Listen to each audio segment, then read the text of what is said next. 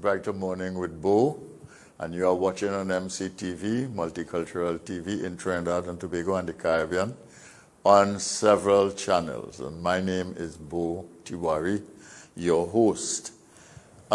This morning we're going to continue the conversation, but we were just talking to Dr. Vaness James about economic prospects in Tobago, and it was a very interesting, thoughtful discussion.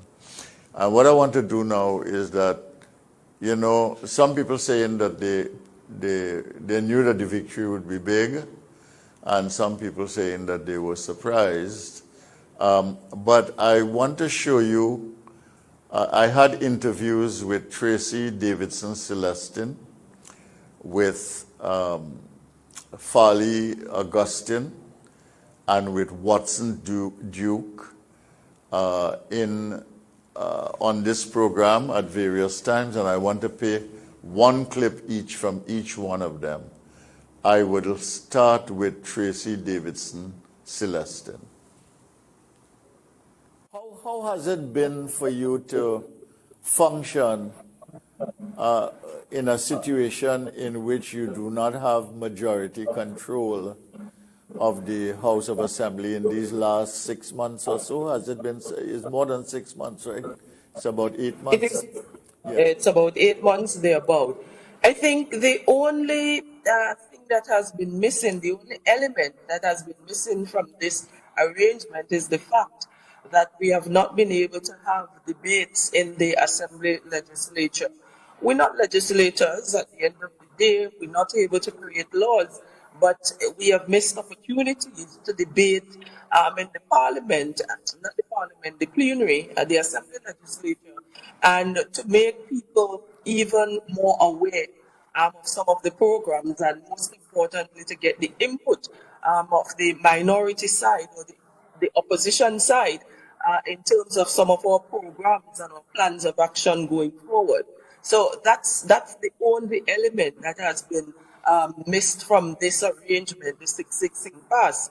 Of course, the Chief Secretary took the decision that we will not engage in any new and significant projects until the time that we have been able to treat with the stalemate.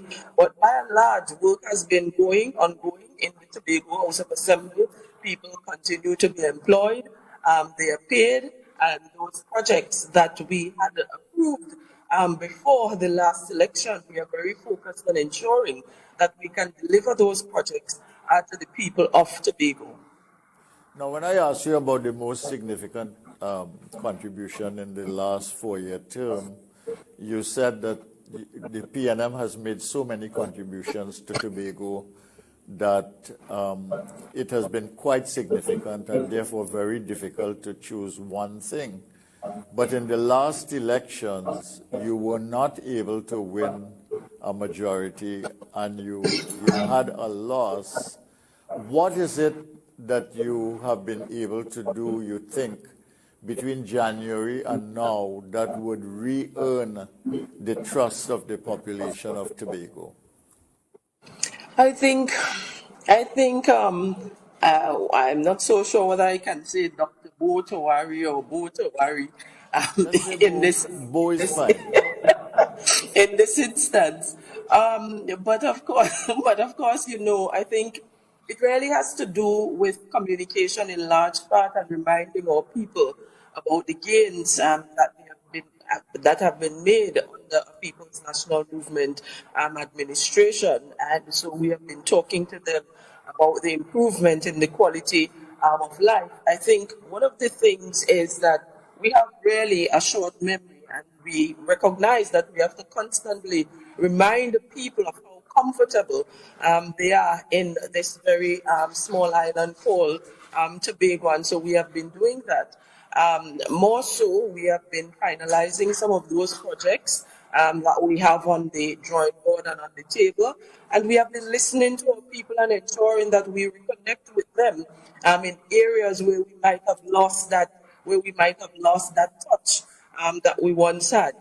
Apart from that, we also had one or two challenges in one or two electoral districts with our candidates, and so we have improved on that kind of selection process coming out from the screening arrangement of the People's National Movement.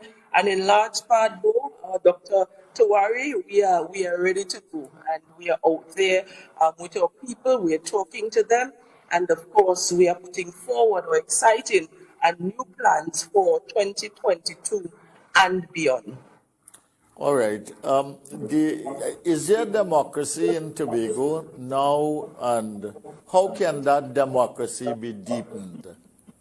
Because that has also been a kind of undercurrent of the discussion. Yeah.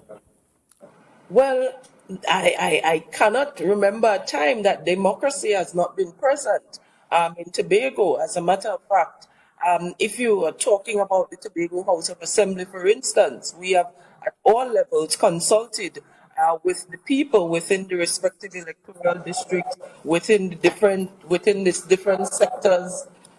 Within the different sectors, so to speak. Democracy is alive and well.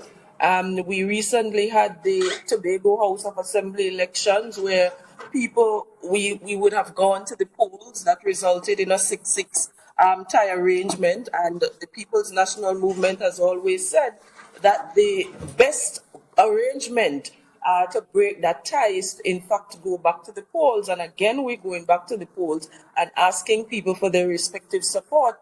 I don't know that we can be more democratic than that.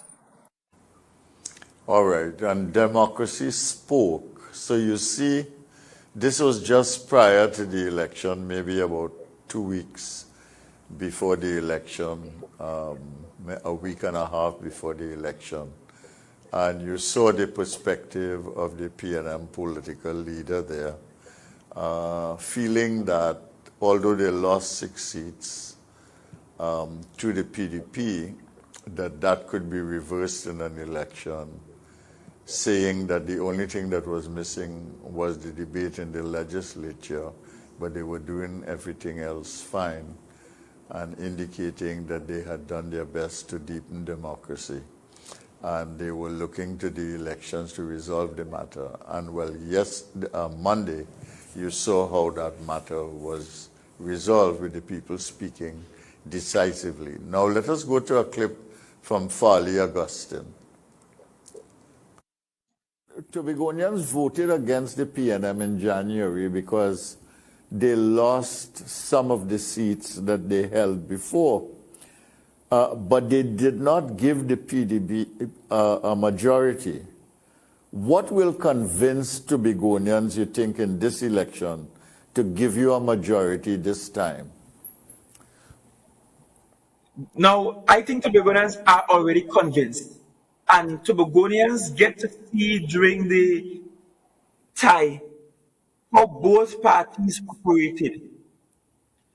They saw one party trying its best to find solutions and even reach across the aisle.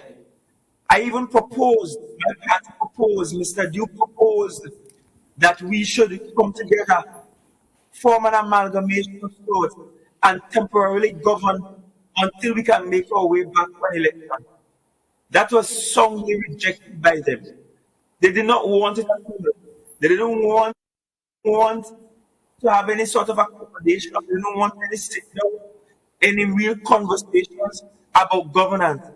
And while we had this undemocratic holdover THA executive, because remember, the old executive remained in place, including someone who was not a member of the THA. And so for the first time in history of the Tobago House of Assembly, a non-member of the THA was a secretary in the Tobago House of Assembly. And in that undemocratic holdover state, they proceeded to govern with very little restraint, spending big monies, big contracts, electioneering with state resources. And Tobagonians have not seen them for the truest color and are fed up and ready to make a change. What will they get under you as chief secretary that they have not gotten from the PNM and perhaps will never get from the PNM? What do you have to say to the people of Tobago that they can be guaranteed that they will get that from you? I can be guaranteed they will get honesty and integrity. And Bo, I have gone a step further into having lawyers draft up social contracts, and I demanded from every single one of my candidates that they sign this social contract before they were nominated on Monday. And I am going to hold them by that social contract, and anyone that falls out of line with that social contract, I will deal with as the case may be. And this is not the kind of social contract that Dr. Williams is famous for, which is an undated letter of resignation. That can be abused, but this is a social contract where I hope to hold all executive members to a higher standard than we have seen before. So the days when we get these Auditor General reports with adverse opinions, where Auditor General can't find billions of dollars in receipts, in vouchers to verify expenditures, where Auditor General cannot find bank accounts, where after years, the Auditor General is actually now discovering bank accounts that were hidden from the Auditor General's office and so on. Those days will come to an end under Farley, Chavez, Augustine. All right. Well, you heard the Chief Secretary designate there. They have won overwhelmingly 14-1, and 5,000 more people voted for their party than the PNM. And you heard him making some commitments there. We will see whether those commitments come into being. But you saw his perspective there on what was happening with the THA as opposed to what the political leader of the PNM was saying. And clearly the perception of the people was, in fact, that the PNM was using the executive control, unwilling to make a compromise in the interest of the people of Tobago and governing as if they were totally in charge. And that did not seem to go over well with the people.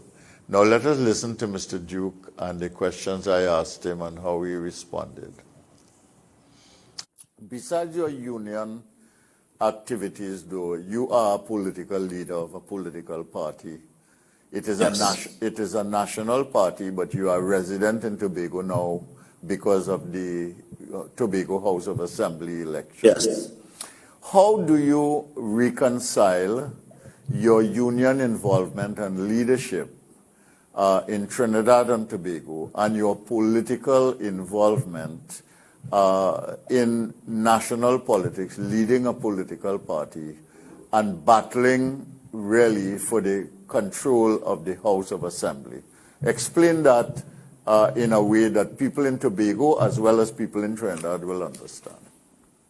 The union is the bedrock of workers' struggle, and the working class is the bedrock upon which society is built. Without working class people, no society can develop, it can expand, there will be no services offered, no services gain, etc. So that's where I start my political work. However, there's only so much a union officer can do in this country. You can beg, you can kick, you can call, but you depend upon the employer, the government, and those that depend upon the government, private sector, etc., to be able to give you what you are requesting. We in the PSA, we want to go further than that.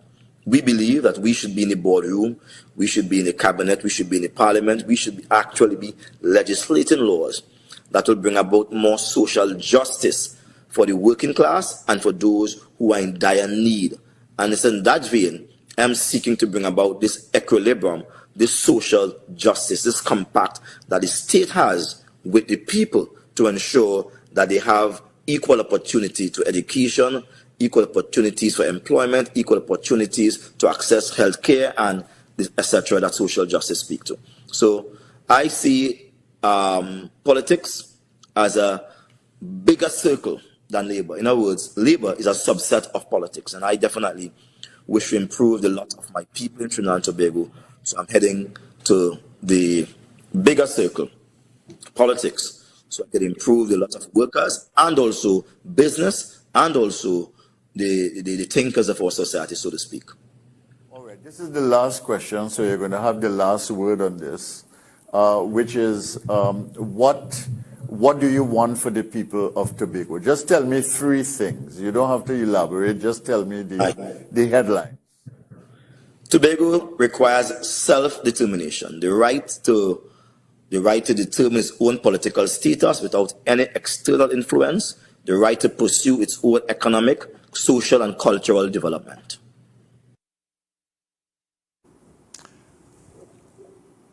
Okay, thank you very, very much for watching and listening. You got a perspective there from Tracy, Davidson, Celestine, from Farley, Augustine, and then Watson Duke. And this was pre-election. Now, what we want to watch and see is the behavior post-election. We just had a discussion with Vanus James about economic prospects and possibilities for Tobago. So we take a break now, and when we come back, we talk to Mr. Wilfred Digans and Mr. Sean Gibson.